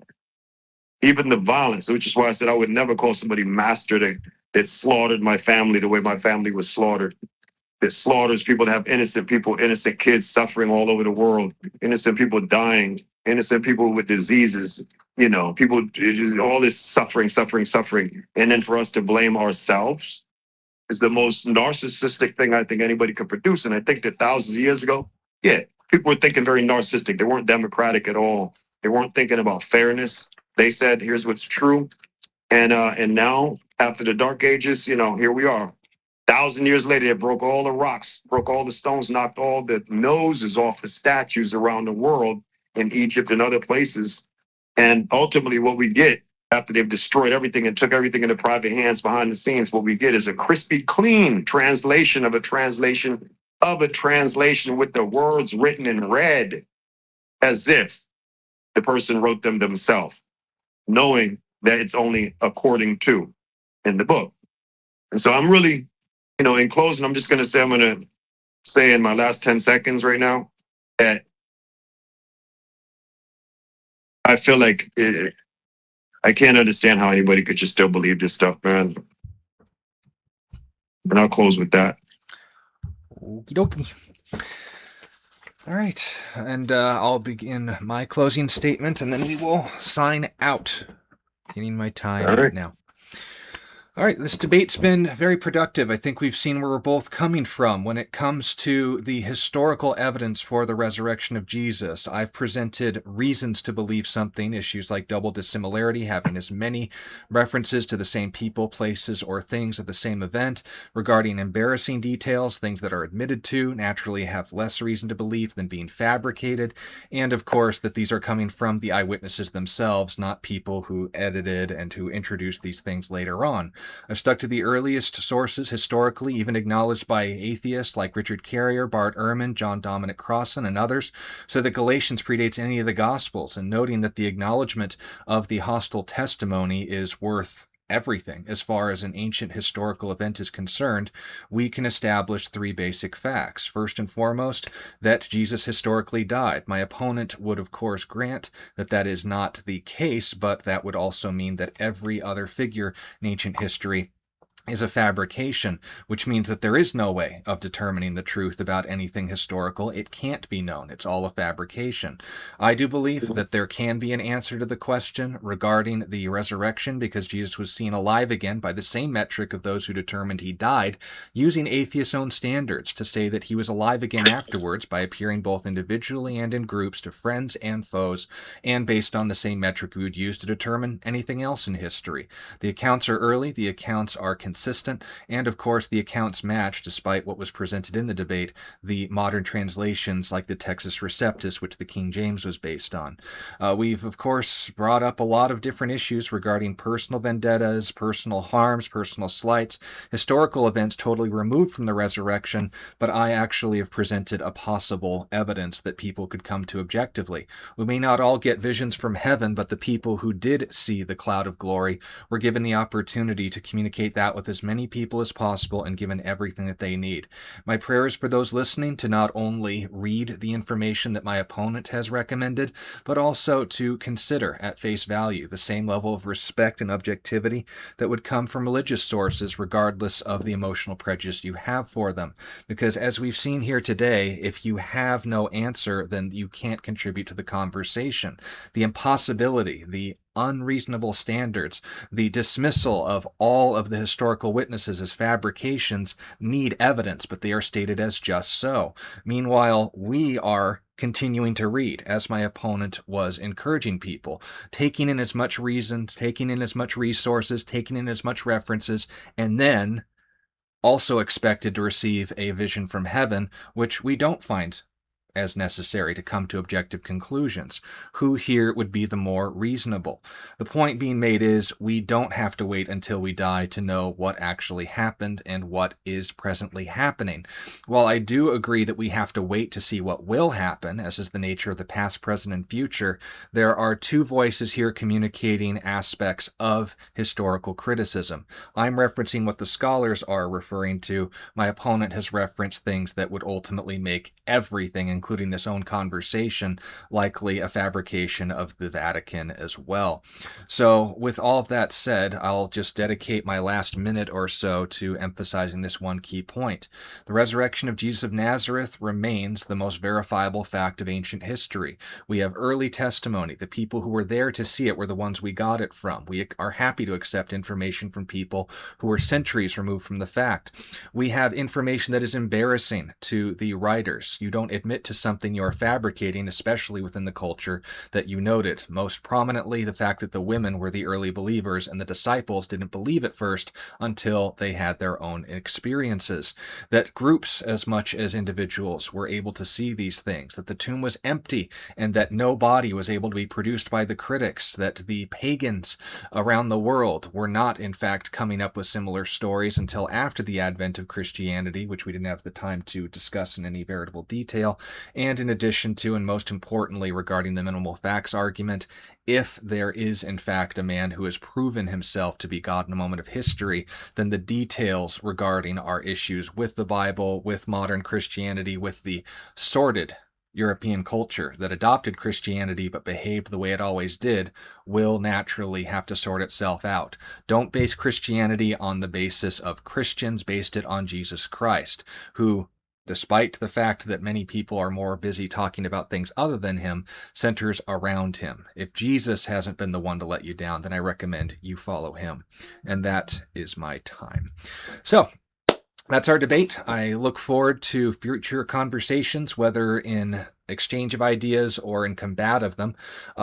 In the comments, anyone here following the channel, if you want to have future debates or discussions, or maybe to have him on as a guest where he can answer questions, provide more detailed perspectives where we don't have to say that's not the topic of the debate, we'd be happy to do so. Till then, thank you, Ubermensch, for taking the time to talk with us. This will be online soon, and we'll look forward to times where we get the chance to talk in the future. Thank you so much, Sean. I appreciate you having me. I find this to be a most civil debate, discussion. I find it, for me, none of us know what's going on. So it's so great that we're able to talk. And in my opinion, I think that if we all put because there's so many different belief systems, we put it all on the side for a second, I think we all get along so very well, and we'll be just fine as a species. And I appreciate you. And I look forward to another one, maybe another week or two or so. Another discussion, or if somebody wants to have a discussion, I'm definitely open to it. And I appreciate your time. Thank you. Hope you have a great day, man. Absolutely, you too. And just as a follow-up, if you want anyone to get in contact with you, should I just provide a link to your YouTube channel? Yeah, you could do that. Or if you want to, you feel it's best to you just say, hey, I'll contact them on your behalf and see if because I don't know, it depends on how you feel. Some people don't like forwarding numbers, but I'm cool with you forwarding anything to me, or just giving the people that want information my information. You know what I mean? Yep. The most important thing I think that I want you to just take away from this, from all of our exchanges, I think, besides the fact that it's great that we were able to have this exchange, which I think is great. It's two adults, especially in the time that we're in. But I think that one of the most important things is that I noticed in a very early part of our communiques, one of our discussions, our last discussion, there was a point, and this one you mentioned the word anger, and last one you mentioned the word problem with religion, and those two things stuck out to me because I really wanted to make the point that no, I'm not. There's a lot of people out here doing crazy things in the world because they're pissed and they want to destroy this, and they're out here doing all these things, and they're just hurting people that are hurting people. I'm not onto that, which is why I said the whole Ho'oponopono at the end, because that's about healing. I'm past the healing stage. I'm already healed, so I don't have that feeling. And I just want to make the point because I don't want anyone to ever get the impression that people like myself that are happy that people like Frederick Nietzsche talked about the Ubermensch and talked about these kind of things, and happy that other people put out information to try to help us find ways to have will to power or morality outside of what we were told, and still be decent people. You know what I mean? I think that it's so very important that we have the opportunities to just get past what has happened to us as a people and try to make the best of what's going forward. And I just want to make that the point, lastly, that me, I'm not a harm to anybody. I'm actually a loving, super empathetic. That's what Heyoka is, a super empath. So I even, I'm very caring for. I have two cats. I'm keep looking at. They keep wanting to play with me, right? One of them, his name is Kemet, and the other name is Ramses, right? Just because those two names are so very important to me. But the reality is that, unfortunately, when people say some of the things that I've said, like I don't believe, I think these are all lies. Most people take that as a hostile action, and they become combative, or they, they do witch hunts. People throw fire through your house for saying stuff, at some point. They come looking for you and stuff like that. Or you go looking for people if you're that pissed. I'm not one of those people, and I don't think anybody that questions these things or has any of the opinions that I have should feel anything negative about anybody. I personally, myself, the most important people in my personal life is a Christian, is a Muslim, and I have a Jewish friend, and I have like two Indian guys. There's different people. I lived in New York City for a long time. There's people of all nationalities around, so I grew up with these people, right? And it didn't matter what they were, because they never used that to say I'm better than you. My race is chosen and yours isn't. That's the problem I had. And I don't have a problem. I just tell people, no. You're not actually chosen. Neither am I. So let's just get over that and get along, because that's where the disconnect comes in. So I just think that it's important that you know, I say that because I don't want anybody out there to feel like there's harm. People are free to believe whatever, but there's going to be people that just don't, man. And we all have to just be able to get along one way or the other. You know what I mean? Well, I can only Because we're going to answer find for out my one own day when we actions. close our. Huh? I can only answer for my own actions and beliefs, and you've seen that hopefully here Yeah, today. that's right. Yeah, but the reality is we're all going to find out one day when we close our eyes that last time. We'll know for sure. And that's something I'm grateful for, and it's worth living for. And so I encourage everybody else to try to stay positive despite what they believe and what they find out that causes them discomfort. That's my suggestion. So All right. And yeah. So we'll look forward to the next time we have the opportunity to do this. Till then, God bless you. all right. Thank you, brother. Have a good one. Take care.